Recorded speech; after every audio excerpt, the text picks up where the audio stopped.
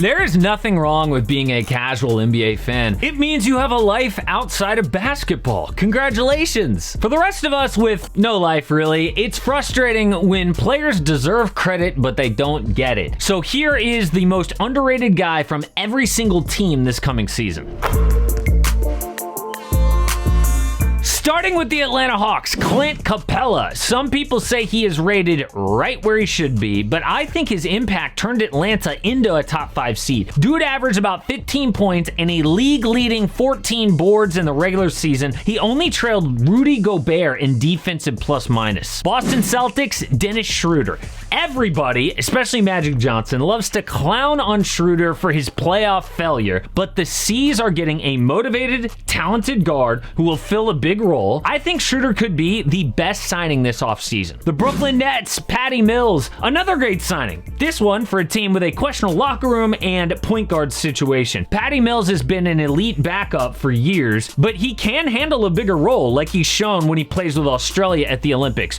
Dude's already got a chip with the Spurs, and the Nets get a leader and a baller. Charlotte Hornets, Mason Plumlee. Definition of underrated. I forgot this dude was on this team. The Hornets need somebody to get rebounds. His board percentage was 19.3, sixth best in the NBA. Not a fun player, but consistent. Chicago Bulls, Patrick Williams. I hear so much about Lonzo Ball, DeMar DeRozan, Zach LaVine. No one mentions P. Will. I think the issue is that he kind of slowed down offensively toward the end of his rookie year, except for the 24 points against the Nets. Good news, he was much more aggressive like he needs to be in the Summer League, and he's still the best defender they've got. Cleveland Cavaliers, Darius Garland. Basically everybody on that roster is overlooked, but I hear a lot about Colin Sexton, when Garland is actually the best guard on this team. He improved offensively across the board last year, but more importantly, his playmaking is awesome. Almost 3 more assists per game than his rookie year. Mavericks, Dorian Finney-Smith, the best 3-and-D player nobody talks about. The Mavs can count on him to provide 3-pointers, boards, blocks, and steals every night, especially in the playoffs. Denver Nuggets, Monty Morris. Nuggets fans know how crucial Morris is, but casual fans have barely heard of him. He makes the second unit work, and when Jamal Murray's out, he's a fantastic fill-in starter. Dude only gets better in the playoffs, and I think he's Denver's 4th best guy behind Jokic, Murray, and MPJ. The Pistons, Kelly Olynyk. He put up career numbers in Houston. If the Pistons want to give Olynyk minutes, that same opportunity is there in Detroit. For the Warriors, it's Andrew Wiggins.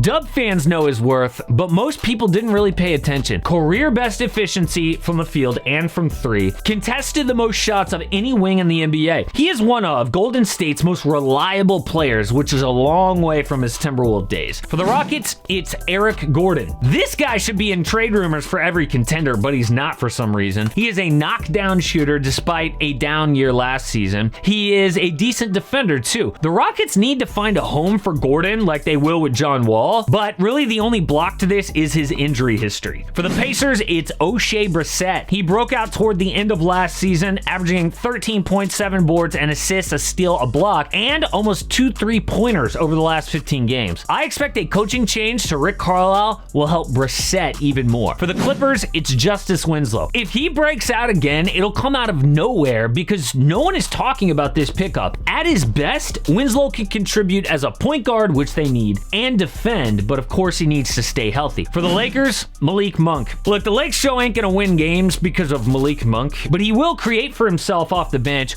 or be a spot-up 3-point shooter next to LeBron and Russell Westbrook. Memphis Grizzlies, Desmond Bane.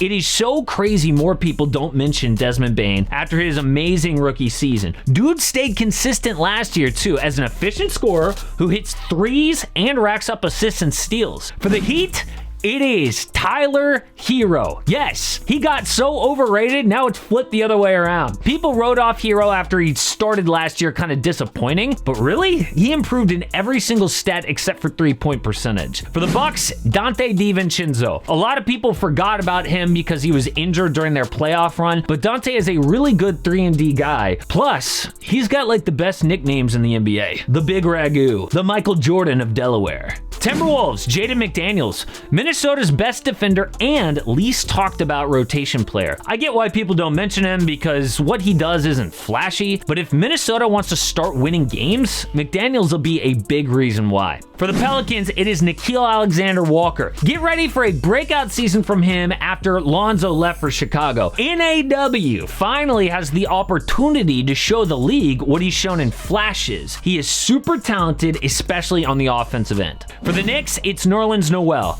He got paid because basically Mitchell Robinson went down and it didn't matter. Few players benefited from a coaching change like Nerlens, a star of Tibbs' defense with block steals and double-doubles. Oklahoma City Thunder, Darius Bazley. If he was on a better team, Baze might be my pick for most improved player next year. Dude averaged about 14 points and 7 boards last season. He needs to improve his efficiency and his defense, but he's got the tools. For the Magic, it's Wendell Carter Jr. If people named Magic players, they would start with like Markelle Fultz and then Jalen Suggs. It'd be a while before they got to Wendell Carter Jr. He is a good inside scorer and he's got decent range with good interior defense.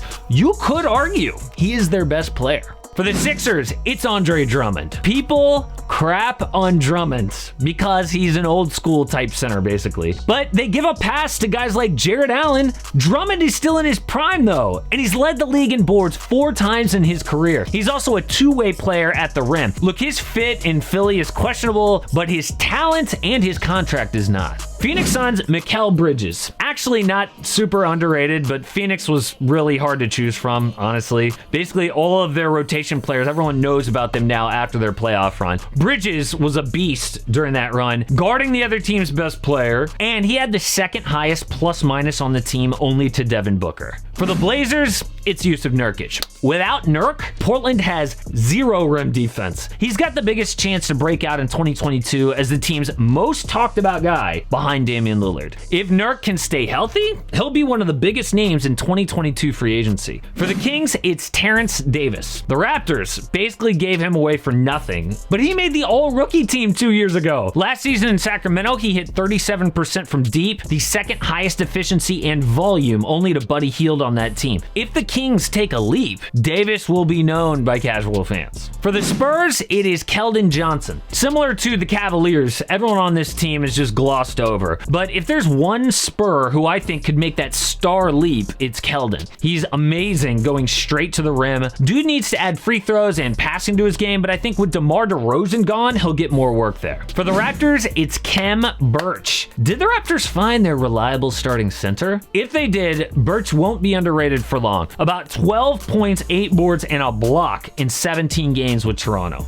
Utah Jazz, Eric Pascal. He was talked about a lot because he came out of nowhere his rookie season, but not so much last year in Golden State. Now in Utah, he's got a consistent role off the bench. I expect him to score, rebound, and defend very well. Washington Wizards, Thomas Bryant. He missed time with injury, a lot of time, but he can be unguardable when he's healthy. The Lakers look like idiots for trading him so soon. And last year, Bryant was on pace for career highs across the board. He is an underrated key to the Wizards' future. And I know some of you are going to really disagree about what I said about Tyler Hero, but believe me, as this video shows, the Tyler Hero hate just now went way too far.